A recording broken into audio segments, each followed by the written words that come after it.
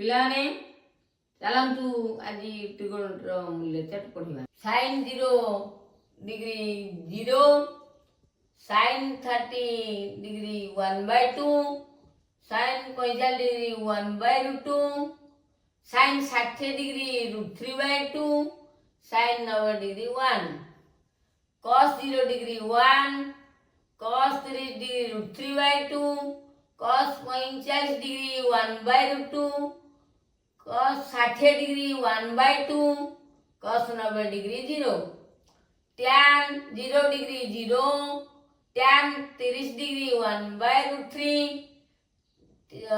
tan 45 degree 1, tan 60 degree √3, tan 90 degree निरर्थक, cot 0 degree निरर्थक, cot 30 degree √3, cot 45 degree 1, cot 60 degree 1/3, cot 90 degree 0, sec 0 degree 1, sec 30 degree 2/3, sec 45 degree √2, sec 60 degree 2, sec 90 degree निरर्थक, cosec 0 degree निरर्थक, cosec 30 degree 2, cosec 45 degree √2, cosec 60 degree 2/3, cosec 90 degree 1।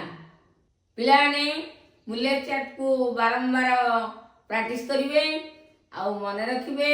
ए बहुत समय त्रिकोणमिति दरकार हेबा आउ आकु लेखिकरी comment माध्यम रे जणाइबे। आज एति रहउछि।